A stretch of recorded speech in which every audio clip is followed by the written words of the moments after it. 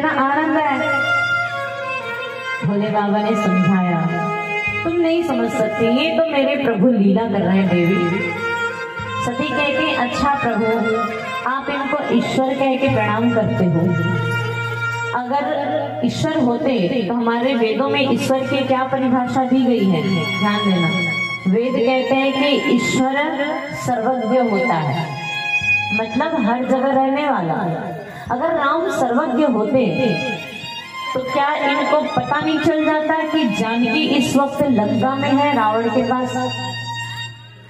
ईश्वर तो अंतर्यामी होता है। अगर राम अंतर्यामी होते तो खोजते क्यों, सीधे पहुंच जाते लंका में कि जानकी तो लंका में बैठे हैं। ईश्वर तो सबसे बलवान होता है। अगर ये बलवान होते तो रावण कैसे इनकी पत्नी का हरण करता? ये तो अपनी बाहुबली से रावण को हरा देते। भ्रम हो गया, भगवान की कथा को श्रद्धा से नहीं सुना, मन में तर्क वितर्क करने लगी। बोले बाबा थक गया समझा समझा के, बोले नहीं समझी, विश्वास नहीं हुआ राम पे। कथा खत्म हुई, घर ले मुनि सन विदा मांगे त्रिपुरारी, चले भवन संग दक्ष कुमारी। क्या कहा? राम की कथा सुन के अब दक्ष कुमारी यानी दक्ष की बेटी घर जा रही है। जब कथा सुनने आई थी तो गोस्वामी जी ने क्या कहा था? संग सती जगत जननी भवानी, जगत की माता राम की कथा सुनने जा रही है, प्रणाम किया था। लेकिन भगवान पे विश्वास नहीं हुआ, शक हुआ, संदेह हुआ। इसलिए कहते हैं कि ये तो दक्ष कुमारी है, दक्ष की बेटी। दक्ष माने होशियार। जो पिता बहुत ज्यादा होशियार हो उसकी बेटी बहुत ज्यादा, उतना ही ज्यादा वो शंकालु होती है, शंका करती हैं, डाउट करती हैं। तो ये देखो दक्ष की बेटी जा रही है कथा सुन के। गोस्वामी जी ने कहा, घर लौट के आए, सती ने नहीं माना राम को ईश्वर। भोले बाबा ने कहा तुम खुद ही परीक्षा ले लो, हम क्या बोल रहे हैं अब। सती गई सीता का वेश धारण करके, ध्यान से सुनना। राम जी भटक रहे थे ना, जंगल में रो रहे थे, जानकी को ढूंढ रहे थे, और इधर सती ने सीता बन करके राम की परीक्षा लेनी चाहिए। सामने खड़ी हो गई सीता बन के, राम के सामने बीच जंगल में, जहाँ राम जी भटक रहे, जानकी को ढूंढ रहे, सती खड़ी हो गई सीता बन के। और जैसे ही सामने सती को सीता रूप में देखा तो राम जी के आंसू बंद हो गए, रोना धोना बंद हो गया और मुस्कुराने लग गए। राम जी मुस्कुराने लग गए और मुस्कुरा के हाथ जोड़ करके कहते हैं, माता जी को मेरा प्रणाम है। क्या कहा? माता जी को मेरा प्रणाम। अरे माता जी अकेले घूम रही हो वन में, हमारे प्रभु भोले बाबा कहाँ है? ओहो, इतना सुन के तो सती डर गई। अरे ये तो सब जानता है, इसको तो सब पता है। अब काहे की परीक्षा, दूर से प्रणाम की और तो भागने की जल्दबाजी थी कि कैसे मैं कैलाश वापस लौटूं। डर गई सती। पर जाते जाते एक प्रश्न किया राम जी से कि प्रभु आपको कैसे पता चला कि मैं सती हूँ? आपने कैसे जान लिया? ध्यान देना। तो राम जी का जवाब सुनिए, राम जी क्या कहते हैं कि मेरी जानकी का स्वभाव है, सीता का स्वभाव है, जब भी हम कहीं चलते हैं जाते हैं तो जानकी कभी भी राम से आगे नहीं चलती, राम के पीछे चलती है। क्योंकि पत्नी का ये स्वभाव होता है कि उनको पति के आगे नहीं चलना चाहिए, हमेशा पति के पीछे रहना चाहिए। जहाँ माता जी आगे हो गई, हम आगे हैं, फिर वो घर बिगड़ जाता है। और सती तो सीता बन के आई, राम के आगे आ गई, कभी जानकी राम के आगे नहीं आती। दूर से प्रणाम किया, जय हो प्रभु आपकी, और सती लौट के आई। भोले बाबा ने पूछा, हो गई तुम्हारी परीक्षा? भोले बाबा कहते हैं, भोले बाबा को देवी कहती, नहीं नहीं, परीक्षा मैं थोड़ी लेने गई थी, मैं तो बस देखने गई थी, दर्शन करने गई थी। देखो झूठ बोल रही है सती। क्या कहती है कि मैंने कोई परीक्षा नहीं ली। अब सती को पता है कि भोले बाबा तो अंतर्यामी है, तो क्या वो सब नहीं जान लेंगे? सफेद झूठ सामने ही झूठ बोल दिया। कछु न परीक्षा दीनी गुसाई, कराई प्रणाम तुम्हारी नहीं। कोई परीक्षा नहीं दी, मैं तो बस प्रणाम करने गई थी। डर रही है सती, पर भोले बाबा ने ध्यान लगा के देखा तो समझते देर नहीं लगी। ये क्या हो गया, सती ने तो सीता का रूप बना लिया परीक्षा लेने के लिए।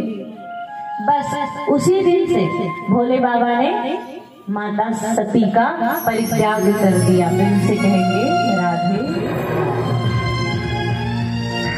बोले देवी जानना बड़ा काम हो गया। इसके कारण संदेह करने के कारण, डाउट करने के कारण। जब जगत जननी माता सती का ये हाल हो सकता है कि भगवान उसका परित्याग कर दे, तो सोचिए हम जैसे कलियुगी प्राणियों का क्या होगा अगर हम भगवान की कथा पे शक करें, भगवान पे डाउट रखें। इसलिए कथा संदेह से नहीं, श्रद्धा से श्रवण करनी है। प्रेम से कहेंगे राधे। जब यही माँ सती ने अपना देह त्याग किया, ये उस समय की बात, जगह पे पधारी जहाँ पे सती का मृत शरीर पड़ा हुआ था। उस शरीर को लेके भोले बाबा वहां परिक्रमा लगाने लगे। यह सृष्टि इन 3 देवों से चलती है, ब्रह्मा विष्णु महेश। इसमें ब्रह्मा और विष्णु अपना काम निरंतर कर रहे थे, लेकिन भोले बाबा सती के देह को लेकर के परिक्रमा लगा रहे थे। तो भगवान नारायण ने अदृश्य रूप से अपना सुदर्शन छोड़ा और सती के अंगों को वो सुदर्शन काटने लगा। तो माता सती के एक एक अंग गिर करके पृथ्वी पे गिरे, और जहां जहां वहां सती का अंग गिरा वहां वहां एक सिद्ध शक्तिपीठ का निर्माण हुआ। तो कुल 51 शक्तिपीठ इस धराधाम में मौजूद है, जहां स्वयं साक्षात मां सती अंग के रूप में विराजमान है। प्रेम से कहेंगे राधे। अब भोले बाबा को क्रोध शांत कराया कि प्रभु यज्ञ अधूरा पड़ा हुआ है, और यज्ञ तो धर्म का काम है और धर्म के कार्य को पूरा करना चाहिए। आप दक्ष को जीवन दान दें।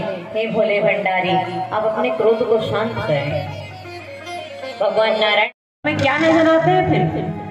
तो उसने देखा, अरे राम राम, ये तो थोड़ा पशु भी है और थोड़ा मानव भी है। ये पूरा पूरा पशु भी नहीं है और पूरा पूरा मानव भी नहीं है, मतलब ये दोनों ही हैं और दोनों ही नहीं है। तो ये क्या है? ये नरसिंह का अवतार है। भगवान ने कहा हम तुझे नरसिंह रूप से मारे। उसने कहा नहीं, मुझे मारना इतना आसान नहीं है। मैंने ब्रह्मा जी से वरदान प्राप्त किया है कि 1 साल में 12 महीने होते हैं, है ना, 12 महीने। तो मैं तो किसी भी महीने में नहीं मरूंगा। बोले अच्छा, ठाकुर जी कहते हैं हमें पता था, इसलिए एक तुम्हारे लिए प्राइवेट महीना बनाया हमने, जिसको बोलते हैं पुरुषोत्तम मास। अब कहते हैं ना अधिक मास आया इस समय, अधिक मास यानी पुरुषोत्तम मास, 13वां महीना। उसने कहा अजी हमने तो 13 महीने पहले बार सुन रहे जिंदगी में, पहले पता होता तो 13 महीने का वरदान नहीं मांग लेते। भगवान ने कहा ये तुम्हारे लिए बनाया है, सिर्फ तुम्हारे लिए। अच्छा, बोले फिर भी हम नहीं मरेंगे, क्यों? ब्रह्मा जी ने कहा था कि हाँ हमारी बनाई सृष्टि में किसी से तुम नहीं मरोगे। तो भगवान ने कहा देखो, पहली बात तो ये कि सृष्टि बनाने का काम हमने ब्रह्मा जी को सौंपा था, तो हम ब्रह्मा के बनाए हुए बेटे नहीं हैं, बल्कि ब्रह्मा हमारा बेटा है, हम उनके पिता हैं। हमने ही कहा था, 4 मंत्र दिए थे चतुश्लोकी भागवत के रूप में ब्रह्मा को, और सृष्टि बनाने का काम सौंपा था। इसलिए ब्रह्मा की बनाई सृष्टि में हम नहीं आते। अब तुम्हें कौन बचाएगा? भगवान ने बड़े बड़े नाखून दिखाए, अब तो वो डर गया, भयभीत हो गया। सभासद लगी थी और ठाकुर जी ने एक ही क्षण में अपने बड़े बड़े नाखूनों के द्वारा हिरण्यकशिपु के पेट को पकड़ा और ऐसा चिर डाला, ऐसा चिर डाला कि एक ही क्षण में हिरण्यकशिपु का गोविंदाय नमो नमः। बोलिए वृंदावन बिहारी लाल की, बोलिए सावरिया सरकार की। भगवान ने हिरण्यकशिपु का वध किया, आकाश से सुमन वृष्टि होने लगी, चारों दिशाओं में भगवान की जय जयकार होने लगी। लेकिन अभी भगवान का गुस्सा शांत नहीं हुआ था। आंखें लाल लाल क्रोध से, बड़े बड़े बाल घुंघरालू, मानो ज्वाला निकल रही है आंखों से। ब्रह्मा जी ने कहा लक्ष्मी को बुलाओ, लक्ष्मी को बुलाओ। पति ज्यादा